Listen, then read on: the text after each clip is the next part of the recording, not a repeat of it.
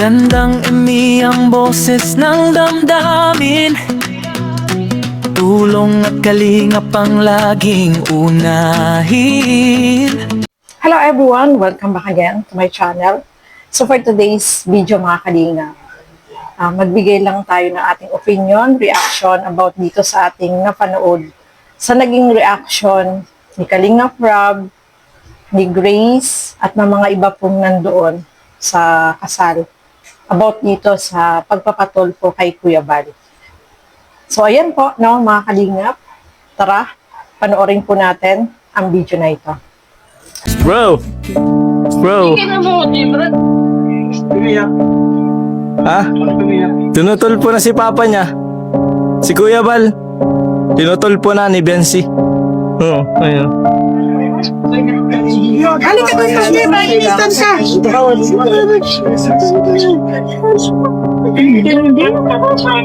Yes, sir. Ay, pwede mo na content namin. Papa, sir.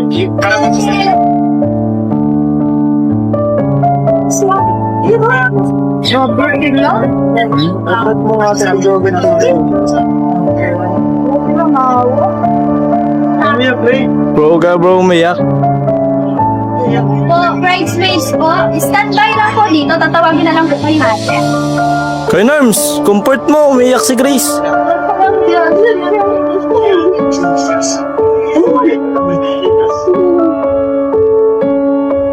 Si Carlo.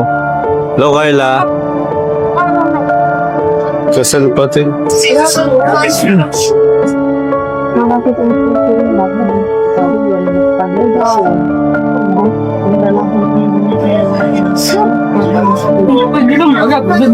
May tubig ba si Kuya Bal doon?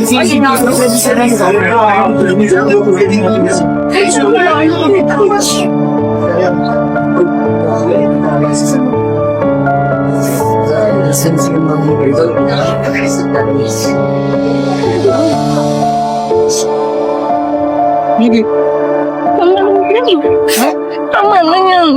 Nag-asawa ka na? Tama na yan. Dapat siya. Kitol po yan. Kapaliwanan. Sarap ito. Ayos na yan, bro. Siya nga po, umiyak po si Grace. Ano daw, balita? Pinuntahan ni Grace si Kuya Bal at baka daw ma-high blood dun. Nagpapaliwanag ba sa Rapitol po, Kuya? Close niya kasi si Biancy. Sa best friend, magbabarkada kami noon eh. Kaya medyo masakit kay Grace, naiipit siya eh. Naiipit siya sa gitna. Best friend niya, tapos si father niya pa, si Kuya Bal. Sakit niya sa damdami. Pati si Ate Jack nag-iiyak rin. Si YP mo, Kuya. Well, that's life. Yan talaga ang buhay. Yan na totoong buhay. Ganun talaga. Eh, may reklamo sila eh, so kailangan talaga harapin. Wala tayong makagawa. Karapatan nilang magreklamo. Pero sana nakipag-usap man lang, pinuntahan ni Kuya Bal, di ba? Sana Di nakipag-usap man man lang. ninaan. Kasi napunta naman si Papa sa bahay nila, pero Walang tao doon. okay. Sa akin lang, basta mamaya, huwag masira yung energy natin mamaya sa kasal. Kalimutan natin yan. Kasal to ni Kakay, kapatid ko. Ayoko namang masira yung kasal niya ng ganito. Ang dahil lang yan. So, mamaya, kalimutan na muna. So ayan, napanood po natin, no? Habang nanonood din ako dito ay naluha din ako mga kalingap kasi nga ramdam natin kung ano yung nararamdaman ni Grace. Kahit nga sila Carla, etong mga nandoon, si Miss Jack, ay talagang umiyak din po sila. Yung mga nandoon, nakita natin na talagang malungkot sila sa nangyari. Kahit si Kalingap Rob, sabi nga niya is wala tayong magagawa kasi may reklamo sila. So, dapat sagutin, no? Pero, ang sinabi niya doon is, di ba yung araw na yun ay kasal ng kapatid nila na si Kakay. So, wag daw magpa-apekto kasi kasal yun eh. Kasi yung time na yun, ilang ano na lang, malapit na yung kasalan eh. Nung nangyari po yun, no, mga kalingap. Kaya, sobrang nalungkot sila, naiyak. kahit naman po ako talaga naiyak din kasi syempre hindi naman natin inaasahan na ganun yung mangyayari.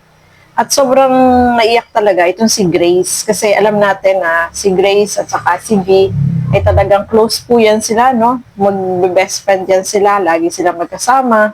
Kaya sobrang masakit sa kanya yung ganung pangyayari. Kaya nga, nag-post nga siya sa Facebook na hindi daw niya makakalimutan yung araw na yun na ipinatulpo si Kuya Bal.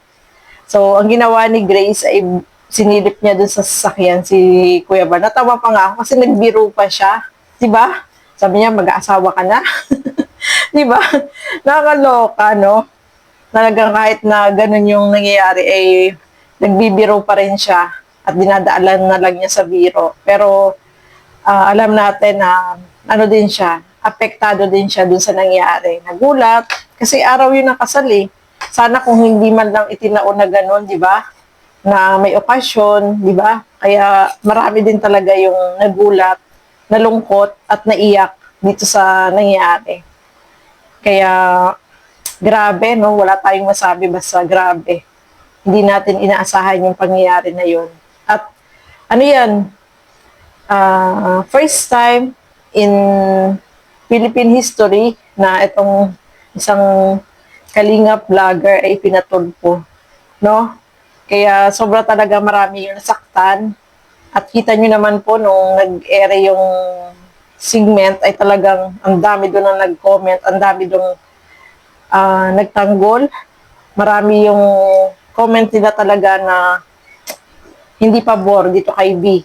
Kaya alam natin na ganun talaga yung mangyayari. At saka kahit sila, i-expected na talaga na ganun yung kalalabasan. Kasi sabi nga niya, tanggap naman niya kung ano yung magiging consequence ng gagawin nila, no?